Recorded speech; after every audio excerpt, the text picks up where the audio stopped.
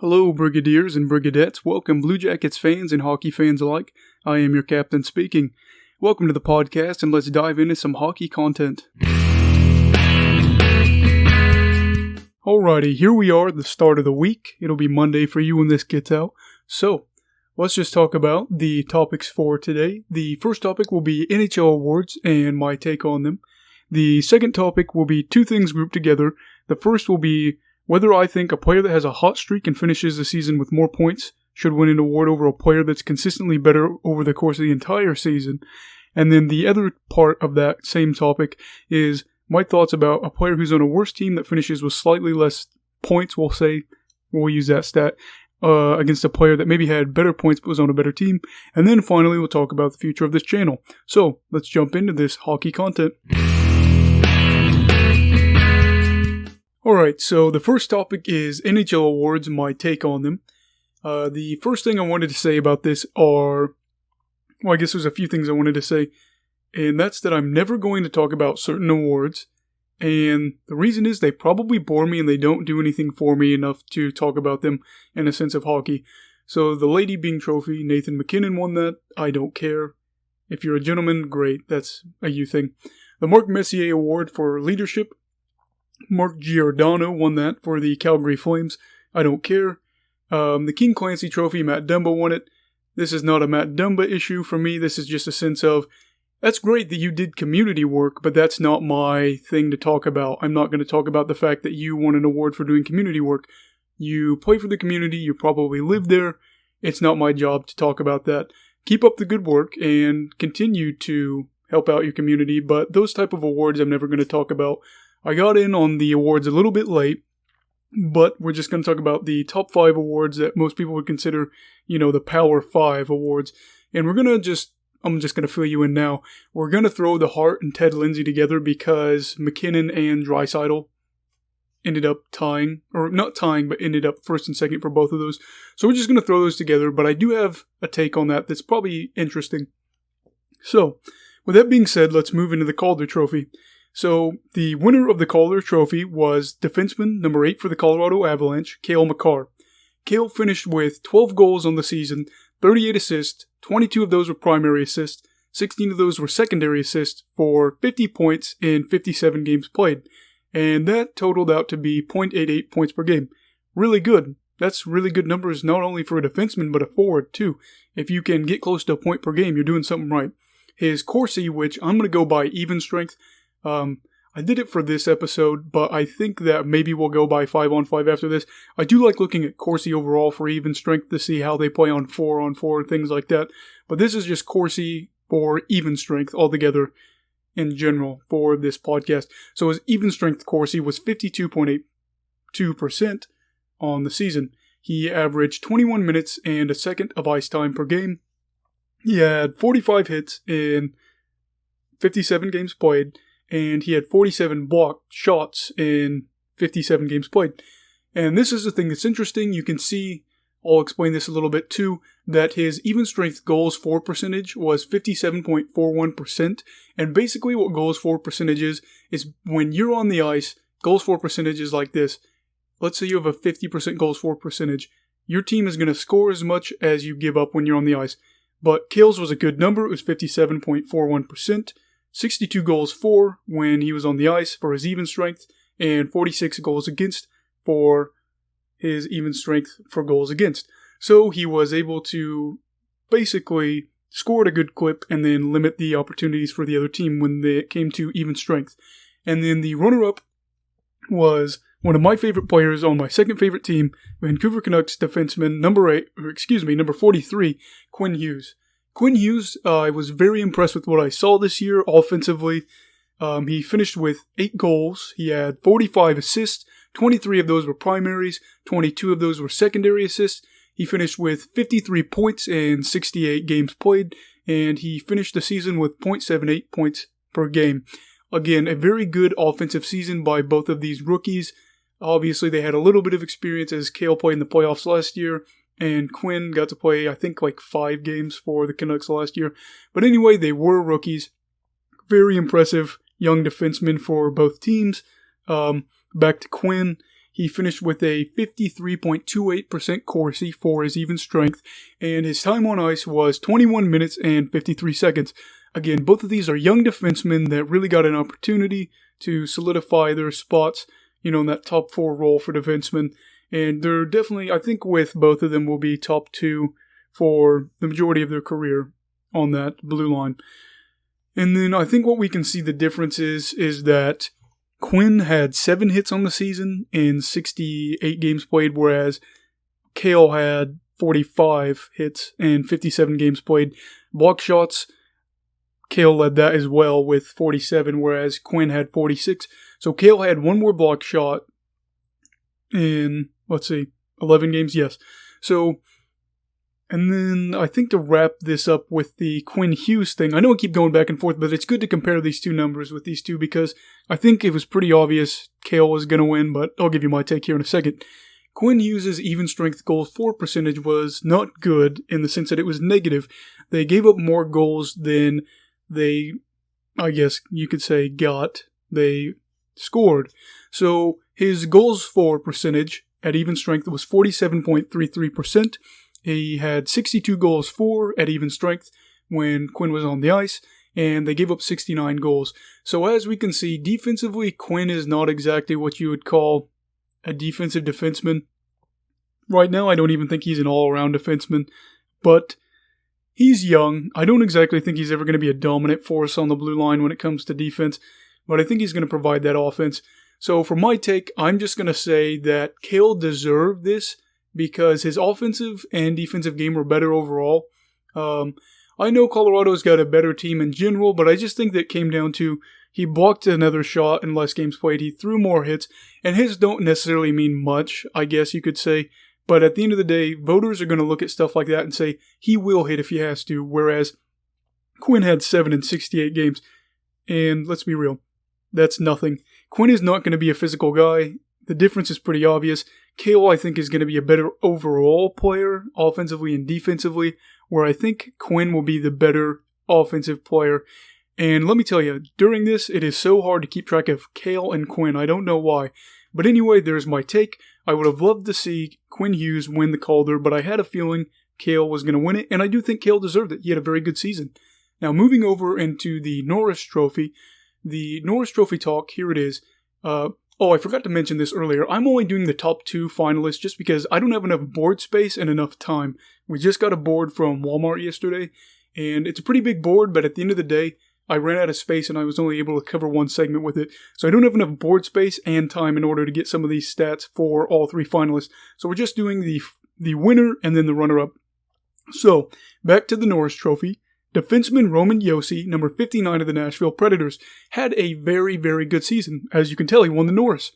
He had 16 goals, 49 assists, 28 of those were primary assists, 21 of those were secondary assists. He had 65 points in 69 games played, 0.94 points per game. Very good season offensively. His Corsi, his even strength Corsi, was 53.07%. He averaged 25 minutes and 47 seconds on the ice. He was a machine on the ice. He registered 52 hits in 69 games played. He's not going to be a guy that's going to lay a lot of hits. He had 108 block shots, and this is so funny. He finished tied 33rd in the league with John Carlson, which is the runner-up for the Norris. But yes, he finished tied with John Carlson, 108th in block shots. His even strength goals for percentage was 58.87. They scored 83 goals when Josi was on the ice at even strength, whereas they gave up 58 when he was on the ice as well. So as we can see, he put up about 25 goals. I'm not great at math, but 25, 26-ish, whatever that is, 83 minus 58. I'm good at math normally, but right now while I'm trying to talk, I can't do math in my head. But as we can see, that they scored a lot more when Josi was out there, even strength on the ice. And Josi is a very incredible player, offensively and defensively. Very fun player to watch. He's a key piece of that Nashville team. Now, moving on, we have John Carlson, defenseman, number 74 for the Washington Capitals.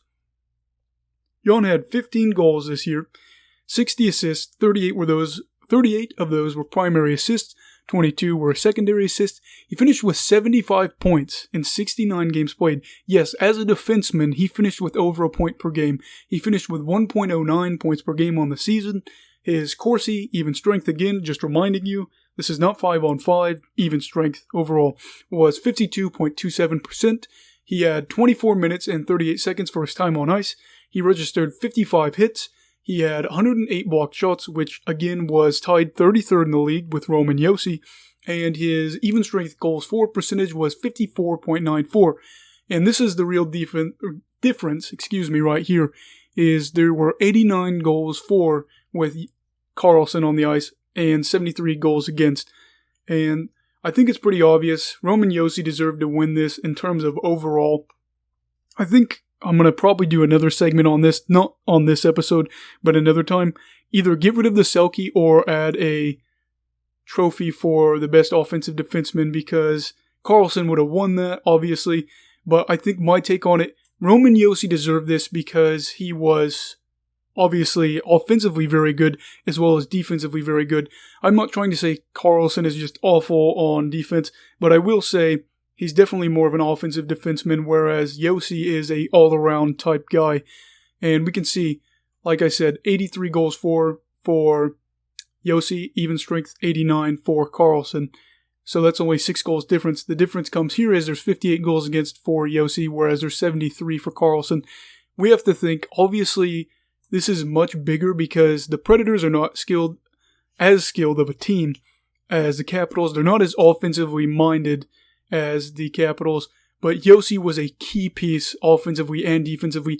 I'm not exactly sure where the Predators would have ended up because it was a rough season by Nashville standards anyway. I'm not exactly sure where the season would have taken the Predators without Josi. So yes, I do feel like Josi was the right choice for the Norris. So we're going to move on here into the Vezina. I don't even know. Somebody's going to argue with me, but listen, this is my take. I'm going to explain it all, and then we're going to have my take. Let's just not get mad about this, alright? So, you have Connor Hellebuyck, who was the winner, number 37, goalie for the Winnipeg Jets. He had 58 games played, which was tied first with Carey Price. So, he was a workhorse, obviously. He finished with a record of 31, 21, and 5, which was second in the league behind Andrei Vasilevsky. So, if you're hanging around Vasilevsky with a way worse defense, you're obviously in good company. And then this stat is more of a my stat that I tracked. So, he had a 2.57 goals against average, and that was 5th out of the top 20 goalies in games played. So that was a stat that I tracked. I can't exactly think of all the goalies that were better than him in goals against average off the top of my head. Obviously Rask, Carter Hart, I believe, maybe even Carey Price. I could be wrong about that. But I know Carter Hart and Tuukka Rask definitely were the 2 out of the 4 that were above him. And then he had a .922 save percentage, which was 7th in the league, 6 shutouts, which were 1st, and then he had 22.37 goals saved above average, which was 2nd in the league. And if you don't know what that means, it basically means that an average goalie would have given up 22 and about a half more goals than Connor Hellebuyck would have, because he was that good. So he was 2nd in the league in goals saved above average, which was obviously very impressive. He faced 509 high danger shots, which was 8.78 points per game. Some notes I wanted to give to maybe back up Connor Hellebuyck winning the Vezina is Winnipeg was 31st in high danger chances against, which means that they were giving up the best, quote, juiciest shots in the league. Winnipeg, the defense has struggled the past few years to, I guess, be effective defensively at all, in the sense of they give up a lot of shots, they give up a lot of high chances that turn into goals, which goes on into my next point, which is that Winnipeg was 30th in shots against on the year. So there was only one team worse than them. I don't remember who it was. Probably, if I had to guess, Detroit, but I won't commit to that. You guys can look that up. Maybe I'll fill you in next time. But yes, the defense for Winnipeg is suspicious at best, okay? So now we're going to talk about the runner-up for the Vezina, goalie, number 40 for the Boston Bruins, Tuukka Rask. Tuukka only played 41 games. He had a record of 28, 8, and 6. He had a .929 save percentage, which was 2nd in the league. he had 5 shutouts. That was tied with Elvis Merzlikins and Marc-Andre Fleury, and that was second in the league that he was tied with them. Now, the thing is, he finished with 22.55 goals saved above average, which was first in the league above Connor Hellebuck. The thing is, though, he only faced 279 high danger shots against, so he faced 6.8 per game, which was about 2 less chances per game. The notes that I'd like to talk about for Tuukka Rask are that Tuukka finished third but Boston itself finished third best in the league for high danger chances against. Yes, the Blue Jackets were second in the entire league for giving up the least amount of high danger chances, so we are very good at limiting those great opportunities. And then Boston was 4th best in the league for shots against, so they really limited your opportunities, not only for the amount, but for the chances as well. So, I have to pick one, and I've got to be honest, it's Connor Hellebuck. He played more games, he played on a team that was way worse, and he puts up stats that are, for the most part, equal, and for other parts, better. Connor Hellebuck definitely deserved the Vezina. I do respect Rask. He's a very good player. He could carve out a very nice career with the next few years that he has left. I don't know how many he has. He's in year 13 of his career. We will see, but I'm not exactly sure what the future has in store for Rask. Very good season, but I will say Connor Hellebuck did it with, I guess you want to say, a JV team, if you want to go there. So, my take is Hellebuck deserved it. Rask, you were a very fine candidate. All of these candidates are, by the way. I'm not saying any of them are bad candidates. They all are very, very good players, had good seasons. And then, finally, to wrap it up, for the first segment, we're going to talk about the Hart and the Ted Lindsay trophies. We're going to talk about Leon Draisaitl first, center. He is number 29 for the Edmonton Oilers. He finished 43 goals on the season, 67 assists. He had 39 primary assists and 28 secondary assists. He had 110 points on the end of the season. He played in 71 games. He finished with 1.55 points per game. His Corsi even strength was 47.47%. Not a good Corsi, but we'll get into why he probably ends up winning both of these awards. That's not my take, just the fact that he won them both. And so we'll talk about that. His time on ice was 22 minutes and 37 seconds every night. That was his average. His face-off percentage was 52.1%. He had 666. Not the Devil's number. He had 662 face-off wins and 608 face-off losses. So, now that we got that out of the way, and it's corrected, yes, that is it. His even strength goals for percentage was 50.96, 80 goals for, 77 goals against. The notes that I wanted to put for Leon Draisaitl are that he finished first in the league in power play points with 44. So he was a monster this year on the power play. And now we're going to move on into the runner-up for both the Hart and the Ted Lindsay trophies. Nathan McKinnon, number 29, center for the Colorado Avalanche. McKinnon finished with 35 goals on the year, 58 assists, 37 points against, primary assists, 37 primary assists, 21 saves against. What is wrong with me? I apologize. 21 secondary assists. I see that and I automatically think saves against. I don't know why. So, 21 secondary assists. He finished with 93 points on the season. Very good season. 69 games played. 1.35 points per game. His Corsi was 53.52%. Better Corsi than Draisaitl. And he had 21 minutes and 13 seconds of time on ice average for the 69 games that he played. His face-off percentage was lower than Draisaitl, 43.2% for the face-off percentage, 363 face-off wins, 478 face-off losses. I'd say at this point that's one of the few flaws in McKinnon's game. His even strength goal for percentage was 56.16%, very good. He had 82 goals for attributed to him when he was even strength on the ice, and only 64 goals against. So a very good offensive and defensive goals for percentage, just due to the fact that you can look at the numbers. very good numbers. Now, the notes that I wanted to take here was McKinnon was 4th in the league in power play points with 31. So again, he does a very good job scoring off the power play as well. Both of these guys are very skilled and talented. They both do a great job scoring off the power play. They'll make you think twice about taking a penalty. Now, I wanted to do my take on this. I grouped these awards together, but I will say that they're separate and who gets the award. So I think that McKinnon should have won the award for the Hart Trophy because his team would have, I think, been a lot worse in terms of scoring. He provides defense as well. So I think that the Avalanche would have been worse off than the Oilers had Draisaitl not played the majority of the year. I don't even know if he missed a game. I don't think he did. The thing is, though, they have McDavid, so if Draisaitl falls off, McDavid's still going to be an animal.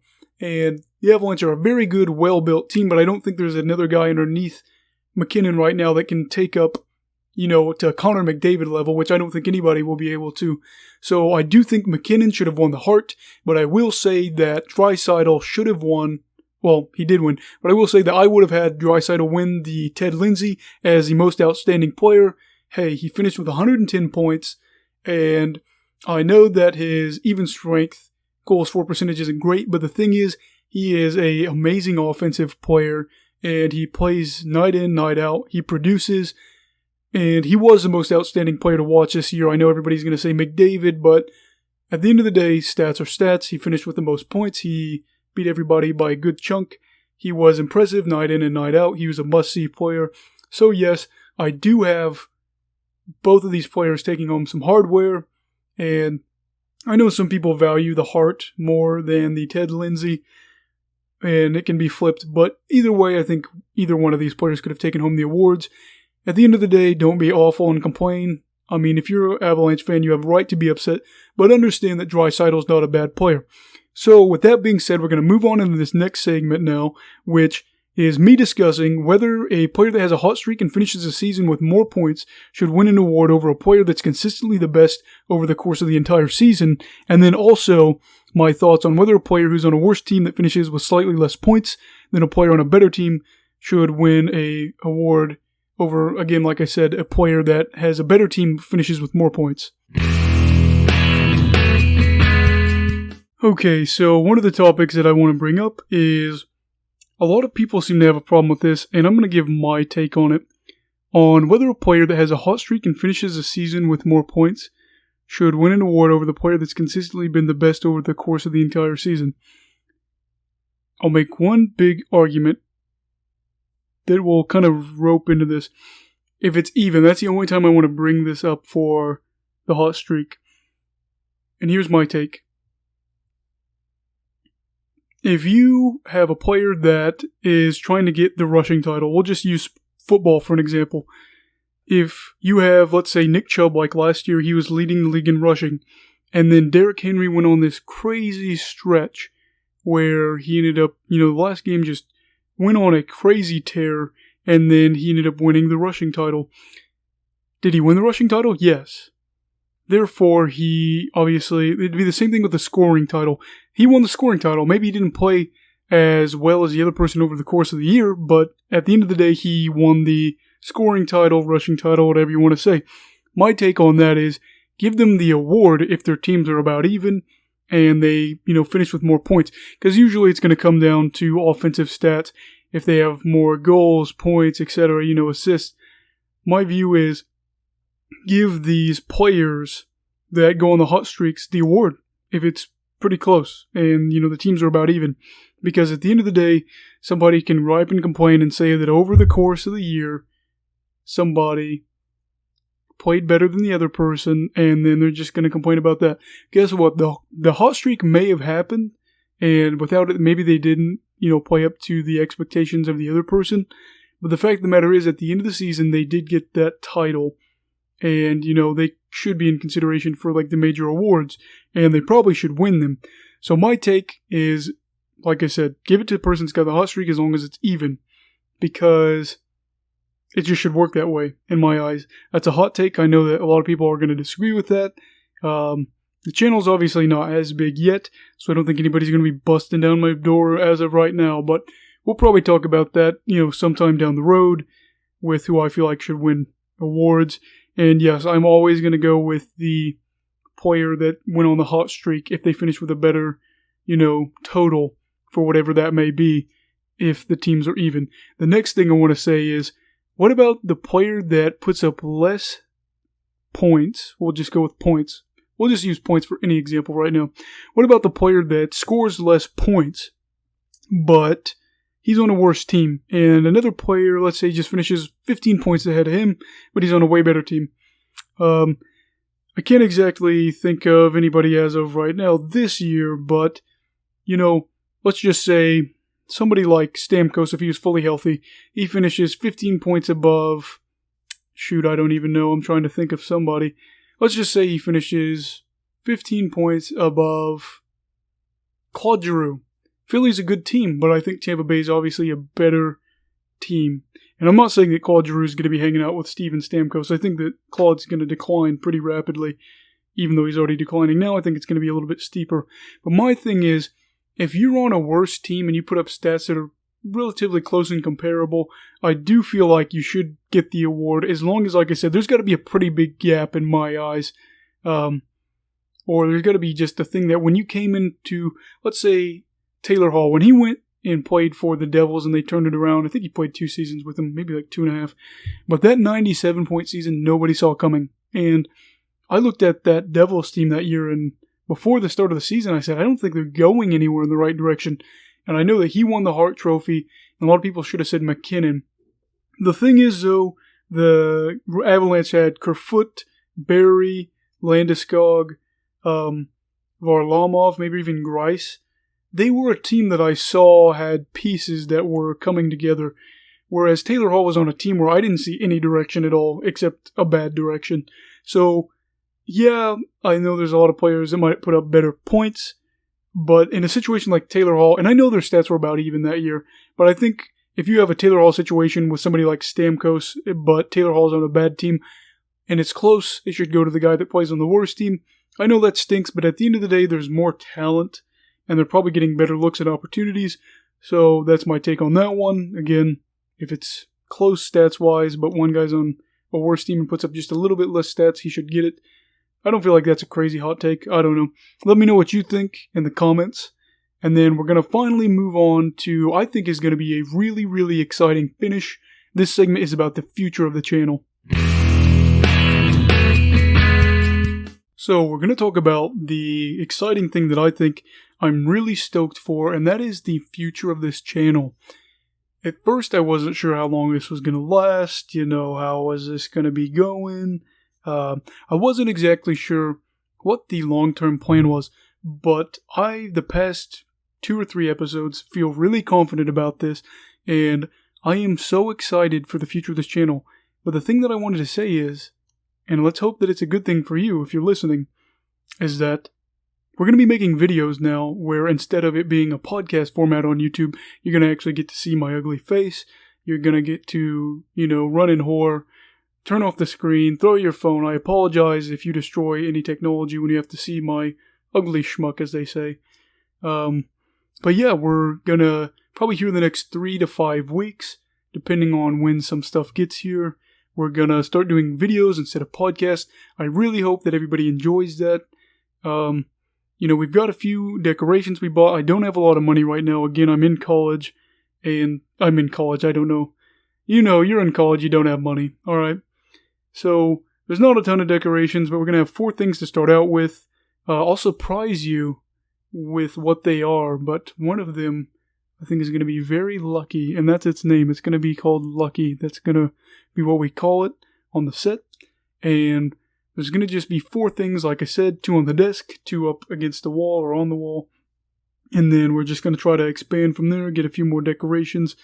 One thing that I'm going to get that my wife doesn't know about is I love Trailer Park Boys. I'm getting a Sunnyvale Trailer Park jersey, probably Bubbles. Bubbles is one of my favorite characters, so I'll probably get that. I don't know when, but hang that up on the wall. That'd be really cool. Who knows? Maybe I'll actually just wear that. We'll see where we go from there. But yeah, so I just wanted to say that in the future we will be doing YouTube videos. You'll get to see me. I don't know. You could be looking forward to that. You could be thinking, I got on here because I like listening to podcasts. My advice would be just, hey, don't look at me. probably good advice for you. And just listen with your ears. But if you want to watch me, yeah, I'll probably just be chilling out in normal clothes or Blue Jackets gear, and then, it'll be pretty normal, I feel like. But overall, I'm really excited about this. I think that it's going to be a great chance for us to grow. I'm always going to try to make sure to get out one episode per week. I don't know what next week's episode is going to be about. I have a feeling we'll probably talk about the ending of the Stanley Cup final. I know we didn't talk about it this week, but I really wanted to touch up on the awards. We'll give Tampa Bay fans a little time to soak it in and enjoy it, and, maybe not be jerks about it in the comments, but again, it's a small channel. We're trying to get it to grow, and so I'm not worried about that. And one thing I wanted to say, I keep forgetting to say this, David Leedy, if you're listening, thank you very much for the support you give week in and week out. Your comments are always very appreciated. Thank you very much for your support, and keep it up. And for all the rest of you out there, if you comment, I'll comment back. It is totally fine. We're not at the point where I'm not going to be able to message every one of you. I've got 13 subscribers. I want to build it up. I want to keep it growing, but I'm always going to try to do my best in order to talk to you. So if any of you want to message me, write in the comments, just boom, put a comment, I'll message back. Can't promise that it'll be, within an hour, but I can promise it'll definitely be by the end of that night. So, like I said, show the support. Keep showing it. You guys are doing a great, great job. And everybody have a great week. Stay safe from COVID. Have the best week you can have. And I look forward to you guys listening to this podcast. Goodbye, Brigadiers and Brigadettes, and hockey fans in general. This is your captain signing off. Have a great week.